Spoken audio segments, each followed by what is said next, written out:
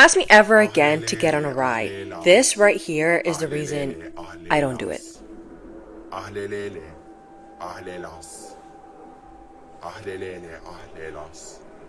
Even the worker ran out and she's not even on the ride. Trump and his association with Epstein is back in the news again. This time for an old newspaper article that was recently uncovered. Now, we all know that Trump and Ghislaine Maxwell were very good friends. Ghislaine Maxwell being Epstein's partner in crime. And in fact, when Ghislaine was arrested for the sex trafficking of minors, Trump publicly stated, "I wish her well." Which I definitely wouldn't do if my friend was arrested for trafficking children for sex. So November 23rd, 1997, this article appeared in the confidential section of the Sunday Mirror newspaper. I'm going to read it to you. Just weeks after ditching his second wife, America's best-known billionaire Donald Trump has fallen under the spell of a 20-year-old English girl. And then it goes on to say Trump met a London model named Anuska de Georgiou. I hope I said that right, but this party was in Manhattan. But this is important here. Several American millionaires already had their eyes on Anuska, but she was there with Robert Maxwell's daughter, Ghislaine, who has introduced several of her attractive friends to the property developer. And then it goes on to fluff Donald up a little bit. So the wording there is telling. Ghislaine, who has introduced several of her attractive friends to the property developer. Ghislaine Maxwell is now in prison for the sex trafficking of children because that's what she had been doing for the past 2 decades. So it's a known fact that Maxwell and Epstein had already met, gotten acquainted, dated for a little bit, and had started up their operation at the time that this article was published. So you can make of that what you will, but to me, even small articles like that are incredibly telling. Let me know your thoughts on this in the comments section. You won't believe this man actually exists.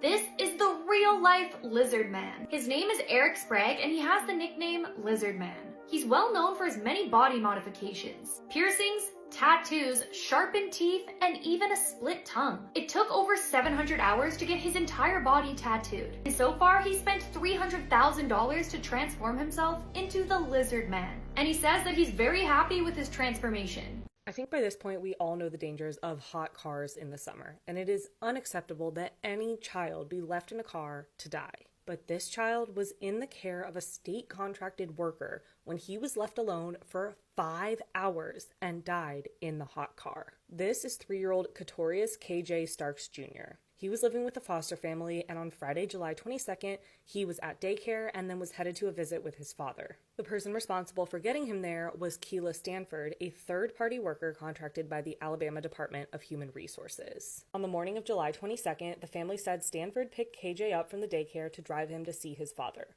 The visit, which was part of a court-ordered process for the parents to regain their custody of KJ, ended around 11:30 a.m. According to the family's attorney, Courtney French, quote, rather than properly returning KJ immediately to daycare, the worker made numerous personal errands with KJ buckled in a car seat in the back of her car. Stanford went home at around 12:30 p.m., leaving KJ strapped inside the vehicle with all windows up and the car engine off. He was left in that parked car outside of her home for more than 5 hours. Eventually, the daycare reached out to Stanford to ask her why KJ hadn't been returned, and it was only then that she realized he was still in her car. She called 911, but at 6:30 p.m., KJ was pronounced dead. During the time window when KJ was left alone in the car, temperatures topped 96 degrees and heat index values ranged from 101 to 105 degrees. Stanford was arrested and booked at the Jefferson County Jail and has posted a $30,000 bond. But she will be facing charges related to KJ's death. According to KJ's family, he was a bright little boy. He was only 3 years old. Rest in peace, KJ.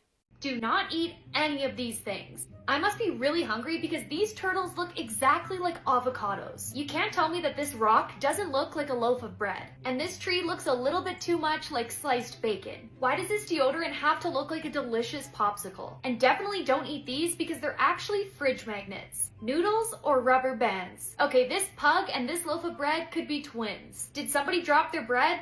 Just kidding, it's actually a rock. This tarp looks exactly like a delicious burrito. Okay, this one really had me fooled. That's not fried chicken, it's actually a crystal rock. This is real footage of Lori Shaver walking down the aisle to marry her new husband after murdering and burying her previous husband in her backyard. This all started in 2015 when 36-year-old Michael Shaver mysteriously disappeared in Florida. His friends and family immediately became worried, but his wife Lori claimed that he abandoned her and the kids and that he wanted to start a new life. However, Michael's friends and family tried to get in touch with him but could never reach him. Eventually, Michael messaged his close friends and family and asked to be left alone. Then, not even a year later, Lori meets a man named Travis Filmer. They quickly got married and they had this beautiful ceremony with both their friends and family in Lori's backyard, which was this huge 5-acre property. At this point, 3 years go by since anyone's heard anything from Michael, and no one has filed a missing persons report. It wasn't until one day his close friend noticed that Michael was uploading very strange photos on Facebook, and he felt like something was off, so he asked police if they could go to his house where he lived with Lori and do a welfare check. The officer went to the backyard, which again was this huge 5-acre property, and described having this weird feeling. He said that Lori's demeanor was completely calm, like she had nothing to hide. And then he notices a cement slab with the outline of what appeared to be a human body. They quickly got a search warrant and they began digging in the backyard, and it wasn't long until they found Michael's body buried under the cement, which turns out was actually poured with the help of Lori's new husband. Her new husband testified and said that he had no idea that Michael's body was laying there and believed the story that Lori was telling everyone. So this entire time, Lori was the one logging into Michael's Facebook and uploading all these strange photos and responding to his friends and family pretending to be him. Now, things get even crazier because when Lori was arrested, she pled not guilty, and her defense tried to pin everything on her 7-year-old daughter, claiming that she shot her father while trying to defend her mother. The jury was not convinced, and Lori was convicted of second-degree murder and was sentenced to life in prison.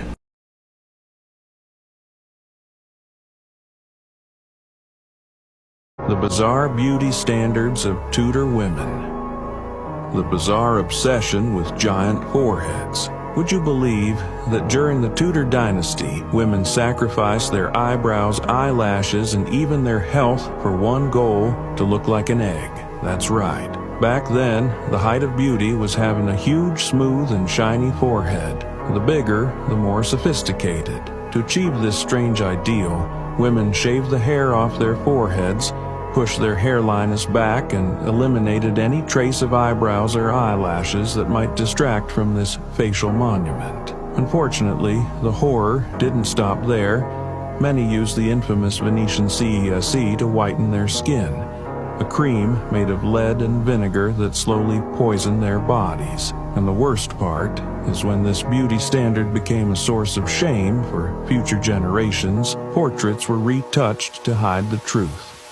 This man saved a wolf from a trap, and a few years later it saved his life. One day, Anthony was going for a walk in the forest and came across a huge wolf. Since he was alone, he was terrified until he realized the wolf was stuck in a trap. As he approached to investigate, he realized the wolf was a female and was extremely exhausted. He knew this meant that there were starving babies around somewhere, but the wolf wouldn't trust him or let him get close. Anthony knew something had to be done, so he looked around for hours until he finally found the den. He tried to lure the pups out by howling, and after a while they were so hungry they finally came out of the den. Then he grabbed them and loaded them into his bag and took them back to the mother. When he let them out, they happily ran back to the mother. He then knew he had to find some food, so he looked around until he came across a deer that had passed away. He dragged it back to the wolves, which would keep them fed for a few days. Then he set up camp nearby, and the pups woke him up in the morning. He then decided to attempt to try and earn the wolf's trust enough for him to set the mother free. For days, he fed, talked to, and approached the wolf until the wolf finally let him put his hand on her injured paw. And it gets even better, so hit the plus for part 2.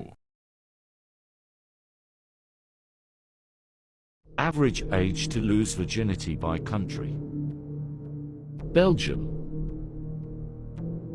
17.2 years old. Portugal, 16.9 years old. Bulgaria, 16.9 years old. Israel, 16.7 years old. Finland, 16.5 years old. Norway, 16.5 years old. Sweden. 16.2 years old.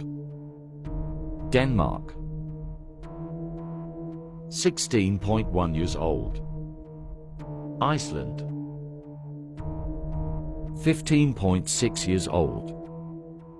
An alleged serial killer in Argentina has been arrested at a house filled with body parts. A 37-year-old man has been arrested after at least 5 people were murdered in a town in Argentina. Police say the man lured homeless people into his house, killed them, and then dismembered their bodies. And these murders always took place on Fridays. The suspect was arrested after police raided his home and found, quote, bones, blood, pieces of skin, and even a nose. During the police raid, authorities encountered the man's 16-year-old nephew, who allegedly told authorities that his uncle would go out on Fridays and return with different people each night, most of them either homeless or elderly. The nephew told authorities that his uncle would, quote, beat them, kill them, cut their bodies, burn them, and take them out in garbage bags. The man has been dubbed the Machete Man by local media outlets. While not yet identified by police, A24 News Channel identified the man as Matias Jurado, a local resident who neighbors said allegedly threatened people with machetes, set fires, carried suspicious bags, and rolled around wheelbarrows at night. But neighbors say they never suspected he was a serial killer, but evidence found inside his home says otherwise. Jurado insists he is innocent, but he has been charged with aggravated homicide. And hopefully a serial killer has been taken off the street. Rest in peace to all of the victims. You were today years old when you found this out, food edition.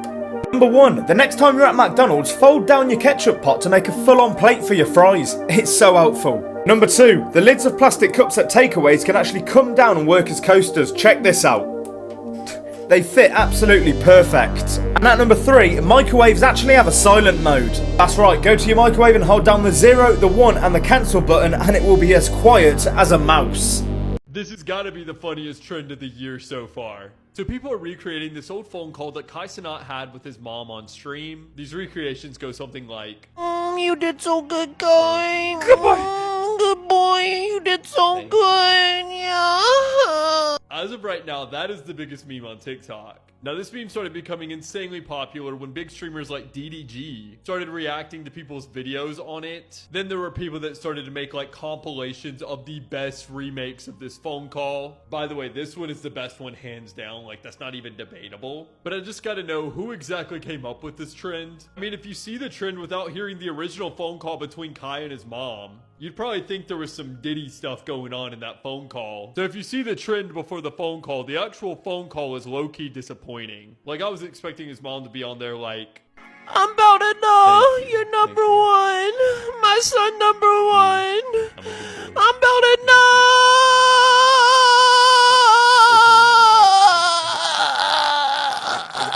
I gotta go.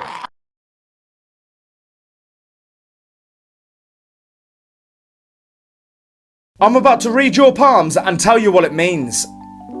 Right, first I need you to put your hands together and observe what line pattern you have. Now that you've observed your hand's line pattern, let me tell you what it means, because it could mean a lot more than you think. Number 1, if your left hand line is lower than your right. This means that you're independent and you do not care what other people think about you. You also keep your opinion to yourself and will become very wise over the years. Oh yeah, and you're a very romantic person. Number 2, if your right hand line is lower than your left. This means that you're an aggressive person but you love challenges. You're also self-confident and you do not run into relationships. And finally, number 3, the rarest of them all, if your lines are the same. This means that you're strong-minded and probably charming. You're also sensitive and care about other people's opinions. You also crave love but you do not go around asking for it. Oh no! Video games are getting more expensive. It'd be a shame if somebody compiled a list of all the places you could try to find cracked games. Just be careful with your computer though, please. Don't click on any sketchy download buttons. I understand that this is a skill that you have to learn. Okay, it's 2025. Don't click on any .rar files called definitely not malware.xex. Don't install anything with like a setup final.cmd. No bat files. Unless you want your PC to sound like a jet engine and start mining crypto for somebody in Belarus. Anyway, video games used to be $60 as the standard. Now it's $70. And Nintendo went, what if it was $80? And everybody kind of just accepted it. I mean, we threw a fit, but Nintendo didn't change anything. Games launch unfinished, you guys. They sell you the rest in a DLC, and if it breaks, it's your fault for pre-ordering. But hey, game is art, and I support artists. I'm not supporting piracy. I'm not encouraging that. Piracy is wrong. You wouldn't steal a car. You wouldn't steal a handbag. You wouldn't download a pizza. But you might just download a 120 gigabyte AAA mess that fired half the developers and locked the ending behind $30. So no, I would not recommend you check out any of these websites listed. These are not suggestions at all. How rare is your hair? Let's find out. About 85% of people have naturally black hair, and it's the most common worldwide, and sometimes it can look like a very dark brown. And people with darker hair tend to have more hairs per square inch on their head, which is why it normally looks thick and full. Only about 11% of people have naturally brown or brunette hair, and people with brown hair normally have medium to thick hair, with very few having thin hair. Only about 2% of people have naturally blonde hair, and blondes normally have more hair strands on their head at about 150,000, while those with brown or black hair normally have 100,000. Only about 1% of people have naturally red hair, but in Scotland, over 13% of the people have red hair. And red hair is a recessive trait, which means that each parent has to have a copy of the mutated gene. Less than 1% of people have white or gray hair, and you actually can be born naturally like this, but it is extremely rare. Less than 1% of people have hair that is two different colors, also called hair heterochromia. And normally when someone has this, they have hairs that are brown, blonde, or red that are in the background of darker colored hair. The world's rarest lip shapes. 9. Protruding lips. 8. Thin lips.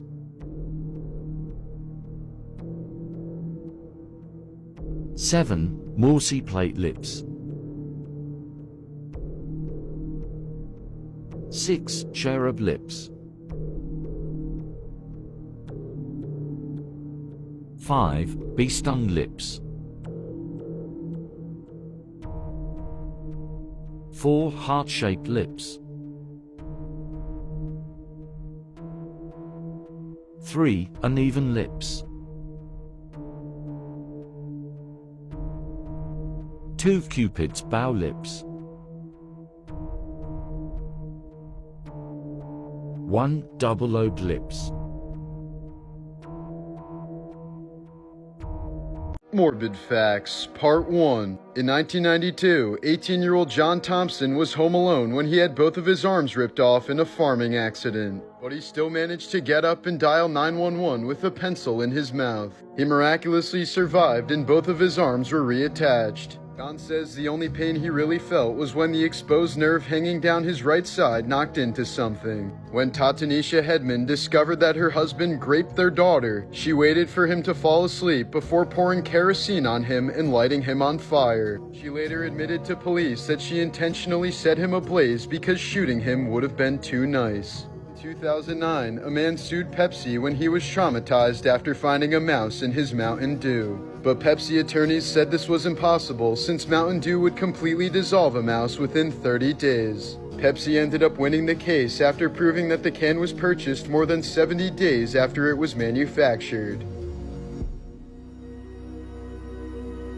More horror games I almost could not finish because of how much they disturbed me. You guys really liked the first list, so I'm back with another top 3. And remember, these are not necessarily the scariest, but they're the ones that left me the most uncomfortable. And according to my commenters, number 1 might be the most uncomfortable video I've ever uploaded. At number 3, we have Broken Needle. Compared to number 2 and number 1, this one isn't so bad, but the idea of a little girl who's just a head and a spinal cord telling her father to add more body parts to her is really disturbing to me. And the levels of the game are just finding people who have the right limbs, killing them, and then taking those body parts to attach to your daughter. Yeah, for some reason this one really got to me, and it's a short playthrough that's worth a watch. Number 2 is Mouthwashing. Of course I have to talk about this. I'm sure all of you are familiar with this game. It really needs no introduction at this point. And while the subject matter it covers isn't necessarily new, the way it tackles it is profound. If Jimmy as a character does not make you uncomfortable, I don't really know what to tell you. Now, I do have a playthrough for all of these games on my channel, but again, warning for number 1, it's brutal. At number 1, we have Vile Exhumed. This game is exactly what its title says. vile. You're exploring the computer of one of the most evil characters I've ever seen in a game. Basically, a man becomes obsessed with this actress named Candy Corpse and commits unspeakable crimes. And the way this game presents the evidence to you, I had chills multiple times during this game.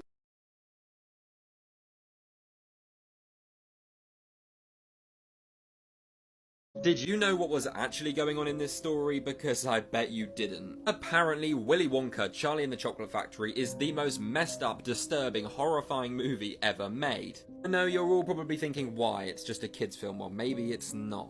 As I go on, this gets progressively worse, so stick with me and make sure you share this video with someone. So first of all, apparently the movie was predictively programmed, with the first one coming out in 1971 and the remake in 2002.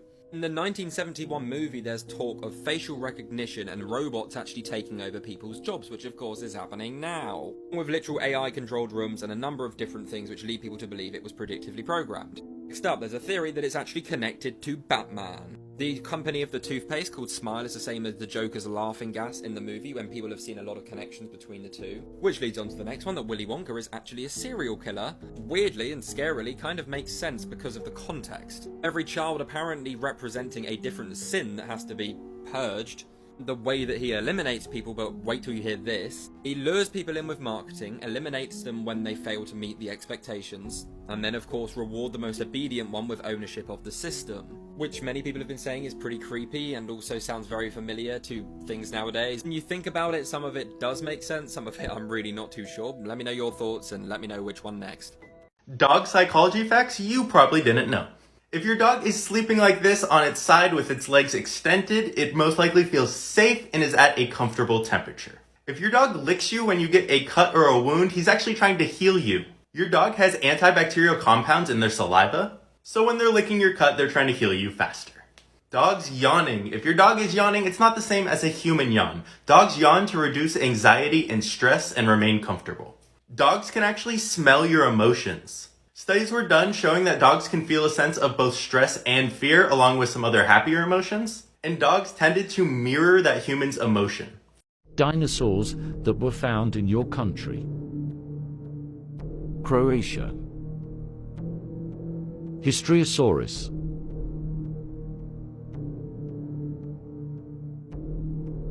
Malawi. Malawisaurus.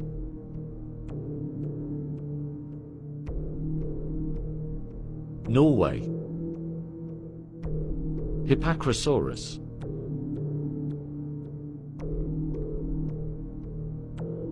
Germany. Archaeopteryx.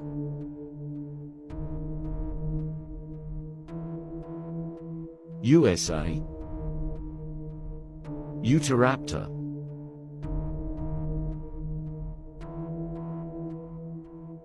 Canada. Acrocanthosaurus.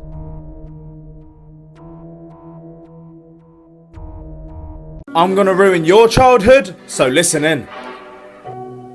So SpongeBob's address is 124 Conch Street, Bikini Bottom. But if you type it into Google, it will take you to this point at Little St. James's Island. And this is where it gets extremely weird. This is the exact spot of Jeffrey Epstein's island. This is so messed up, I don't even know what to think. A zoo in Denmark wants you to donate your pets to the zoo so they can feed them to the predators. So the Aalborg Zoo says they're trying to mimic the natural food chain of the animals that are housed there. And to mimic this natural food chain, they're asking members of the public to donate their small pets to the zoo so they can then be put down and fed to the predators at the zoo. So in an FB post, the zoo said that if you have a healthy animal that needs to be given away for any reason, feel free to donate it to us. Apparently they're wanting animals like guinea pigs, chickens, and even horses to be donated to the zoo. But if you choose to donate a horse, there is a small catch. It can't have been treated for an illness within the past 30 days at least. Now, since this announcement, there has been some massive pushback against this zoo, which is kind of obvious. Because what do you mean you want me to donate my pet horse so you can go and feed it to a tiger? But I have to defend the zoo a little bit. If you have an old guinea pig that's on the way out, I personally don't see a problem with donating it to the zoo. However, if you have completely healthy animals that you just don't want anymore for whatever reason, and you choose to donate them to this zoo, I see that as a problem, at least a little bit. Were people still alive inside of the Titanic as it sank? Well, testimony from survivors actually suggests that yes, they were. Also, I cover a lot of morbid but interesting things on this page, so you should follow along. So as the Titanic sank, we know that part of it was vertical in the water as it went down. And experts have suggested that any of the air still left inside of the ship would have traveled to the top and trapped itself inside of a bubble, which means that if people were trapped in that part of the ship, they could have survived as it was being brought down to the bottom of the ocean. But what's interesting is that the night it sank, some of the survivors said that 15 to 20 seconds after the ship went down, they heard an explosion under the water, which some people have suggested was actually the sound of the bubble imploding, similar to how the Titan submersible imploded. Basically, at a certain point, the ship would have gotten to a depth where the pressure on the outside was more than the pressure on the inside, and it would have crushed it. However, some experts say this is not possible. The ship was not sealed like the submersible was sealed, and therefore it could not have imploded that way. Regardless, we know that everyone who was left on that ship that night suffered a horrible fate, and if you're interested in more morbidly but interesting content, make sure to follow along. The oldest baby in the world was just born, and even though it's just a few days old, it's already older than you and me. So back in the 90s, a baby in Ohio was frozen as an embryo. Well, just a few days ago, that embryo was born and is now a full-on baby. Now, the parents of this baby are 34 and 35, and the baby is technically 30 years old since it was frozen all the way back in 1994. So that means that the baby is only a few years younger than the parents. Technically speaking, if the baby wasn't frozen and it was born back in 1994, then the parents of this baby and the baby would have possibly spent a year or two at the same school together. Now, since the original woman who froze her embryos never exactly gave birth to this baby, the baby has two adopted parents right now. But the actual mother of the baby, the one whose embryos were frozen, is going to eventually get to meet this baby that has been in the works for 30 years. And she actually has a child who is 30 years old. So that child and this baby are siblings that are the same age, even though they have a 30-year age gap between them. Dirty history facts that school refuses to teach you.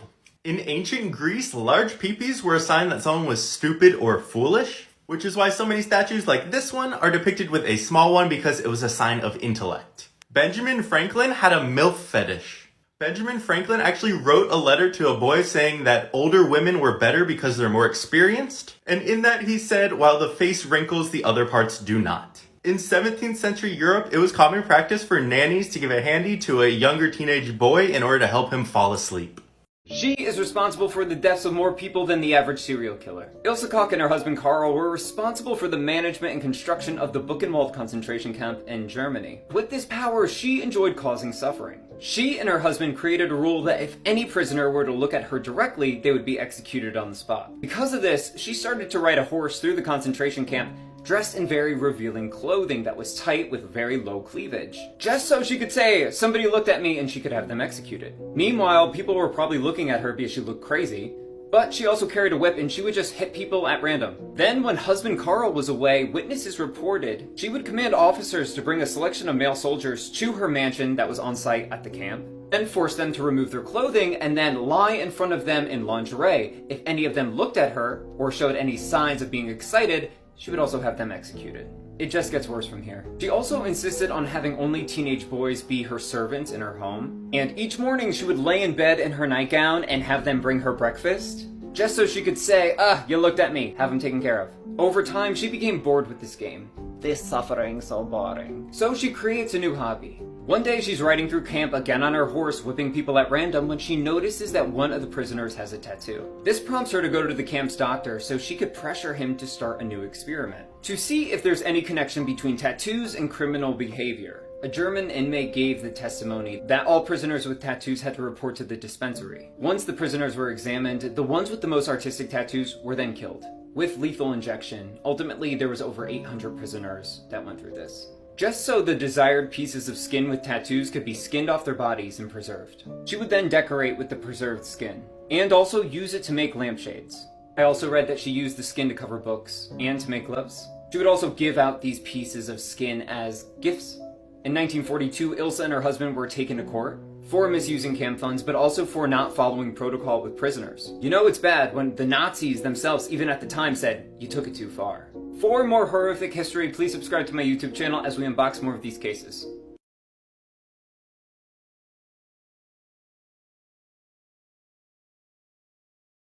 Maybe an unpopular opinion, but I'm sure you would notice if you had the bodies of your 3 dead best friends in your back garden. It was the 7th of January in Kansas City, Missouri, when 3 friends went to another friend's house to watch a football game. The men were Clayton McGeeney, Ricky Johnson, and David Harrington, and the friend they went to see was Jordan Willis. The guys regularly hung out. They were literally best friends, and they were really excited for the Kansas City Chiefs game because, as you can see, they were all big fans. Ricky was a father of 3 and loved spending time with his kids. He loved nothing more. Clayton was described as a great person by loved ones, and David was a really lovely guy. He was actually a Little League baseball coach. It was actually David's mum, Jennifer, that started to get really worried because after he went over to the house, she just didn't hear of him for days. Maybe it would have been normal for a few hours, but yeah, not full days with no communication. And it was very weird because all 3 men stopped communicating at the exact same time and